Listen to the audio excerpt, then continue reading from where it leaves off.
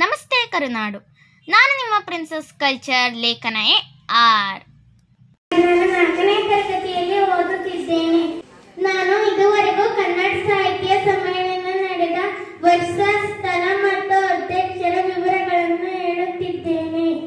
1915 Sundarayya, 1918 Dharwad R Narasimhachar, 1918 Hassan ಕರ್ಪೂರ ಶ್ರೀನಿವಾಸರಾವ್, 1920 ಹೊಸಪೇಟೆ ರಕ್ತ Srinivasa Rao, 1921 Chikkamagaluru K. ನಾನು ಮಹಾಭಾರತದ ಅಂಶವನ್ನು ಹೇಳುತ್ತಿದ್ದೇನೆ. ಜಗತ್ತಿನ ಸೃಷ್ಟಿ ಕಾರ್ಯ ಮಾಡುವುದು ಬ್ರಹ್ಮ, ಸ್ಥಿತಿ ಕಾರ್ಯ ಮಾಡುವುದು ವಿಷ್ಣು, ಲಯ ಕಾರ್ಯ ಮಾಡುವುದು ಶಿವ. ಜಗತ್ತನ್ನು ಬ್ರಹ್ಮ, ವಿಷ್ಣು, ಮಹೇಶ್ವರರು ಪಾಲಿಸುತ್ತಿರುತ್ತಾರೆ.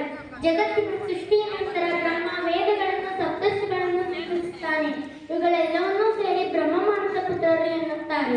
ಈ ಬ್ರಹ್ಮಮಾನಸ ಪುತ್ರರಲ್ಲಿ ಸಪ್ತರ್ಷಿಗಳಿದ್ದರು. ಅವರೆಂದರೆ ಅತ್ರಿ, ಭಾರದ್ವಾಜ, ಗೌತಮ ಮಹರ್ಷಿ, ಜಮದಗ್ನಿ, ಕಶ್ಯಪ, ವಸಿಷ್ಠ ಹಾಗೂ ವಿಶ್ವಾಮಿತ್ರ. ಸಪ್ತರ್ಷಿಗಳೊಬ್ಬರು ಅತ್ರಿಮುನಿ. ಅತ್ರಿಮುನಿ ಮಗ ಸೋಮ, ಸೋಮನ ಮಗ ಬುಧ, ಬುಧನ ಮಗ ಆಯೋ, ಆಯ ಮಗ ನಹುಷ, ನಹುಷನ ಮಗ ಯಾತಿ. ಯಾತಿಗೆ ಇಬ್ಬರು ಪತ್ನಿಯರು, ದೇವಯಾನಿ, ಶರ್ಮಿಷ್ಠೆ. ಯಾತಿ ಮತ್ತು ದೇವಯಾನಿ ಹುಟ್ಟಿದ ಮಕ್ಕಳನ್ನು ಯದುವಂಶವೆಂದು ಅಥವಾ ಚಂದ್ರವಂಶವೆಂದು, ಯಾತಿ ಮತ್ತು ಶರ್ಮಿಷ್ಠೆಗೆ ಹುಟ್ಟಿದ ಮಕ್ಕಳನ್ನು ಪುರವಂಶವೆಂದು ಕರೆಯುತ್ತಾರೆ. ಮೊದಲಿಗೆ ವಂಶ ಯಾತಿ ಮತ್ತು ದೇವಯಾನಿ ಮಗ ಯದು, ಯದುವಿನ ಮಗ ವಿಷ್ಣು, ವಿಷ್ಣು ಮತ್ತು ದೇವರಥ, ದೇವರಥನ ಮಗ ಅಂಧಕ, ಅಂಧಕನ ಮಗ ಶೂರ. ಶೂರನಿಗೆ ಇಬ್ಬರು ಮಕ್ಕಳು, ದೇವ ಮತ್ತು ಯಶೋಧನಿಗೆ 3 ಜನ ಮಕ್ಕಳು, ಬಲರಾಮ, ಕೃಷ್ಣ, ಸುಭದ್ರೆ.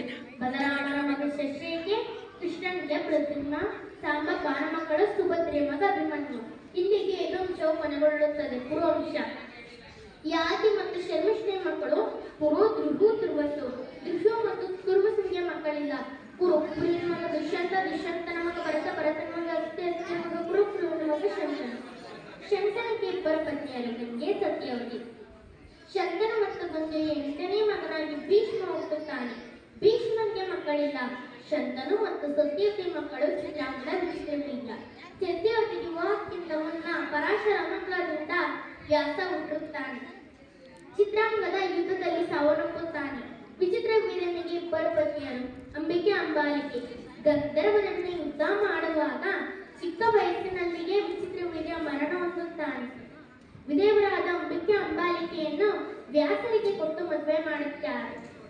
ವ್ಯಾಸನಿಗೆ 3 ಜನ ಮಕ್ಕಳು, ವ್ಯಾಸ ಮತ್ತು ಅಂಬಿಕೆ ಮಗ ಧೃತರಾಷ್ಟ್ರನಿಗೆ ಇಬ್ಬರು ಪತ್ನಿಯರು, ವೈಶಸ್ತ್ರಿ, ಗಾಂಧಾರಿ. ಧೃತರಾಷ್ಟ್ರ ಮತ್ತು ವೈಶಸ್ತ್ರಿ ಮದುವಿಸಿದ್ದು. ಧೃತರಾಷ್ಟ್ರ ಮತ್ತು ಗಾಂಧಾರಿಗೆ 101 ಜನ ಮಕ್ಕಳು, 100 ಜನ ಗಂಡು, 1 ಹೆಣ್ಣು.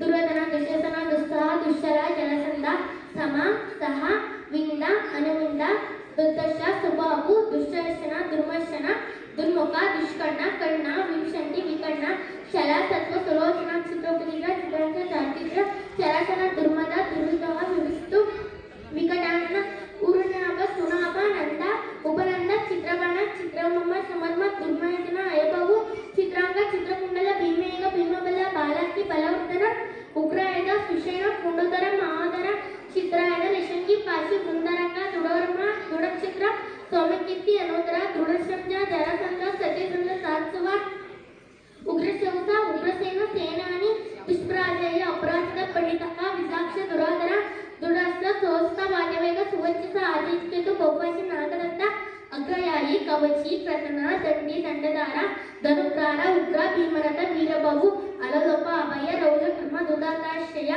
ಅನಾರಿಕ್ಷ, ಕುಂಡಬೇದಿ, ವೀರ, ಅಭಿಪ್ರಂತ, ಪ್ರಮಾತಿ, ದೀರ್ಘರಾಮ, ದೀರ್ಘಬಾಹು, ವೀಡೋರು, ಕನಕಧ್ವಜ, ಕುಂಡಾಸಿ, ವೀರಸಜ, ಮಗಳ ದುಶ್ಶಲ.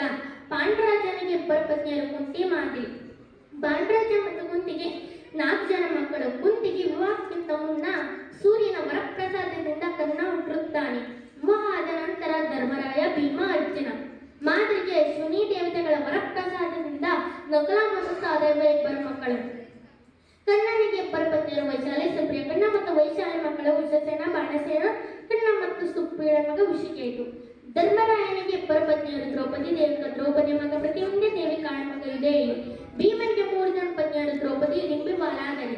ದ್ರೌಪದಿ ಮಗ ಸುಧರ್ಮ, ಹಿಡಿಂಬೆ ಮಗ ಘಟೋತ್ಕಚ, ವಾಲಾದರಿ ಮಗ ಸರ್ವದ. ಅರ್ಜುನನಿಗೆ 4 ಜನ ಪತ್ನಿಯರು, ದ್ರೌಪದಿ, ಉಲೂಪಿ, ಚಿತ್ರಾಂಗದ, ಸುಭದ್ರೆ. ದ್ರೌಪದಿ ಮಗ ಶ್ರುತಕರ್ಮ, ಉಲೂಪಿಯ ಮಗ ಈರಾವಣ, ಚಿತ್ರಾಂಗದ ಮಗ ಬಬ್ರುವಾನ, ಸುಭದ್ರೆ ಮಗ ಅಭಿಮನ್ಯು.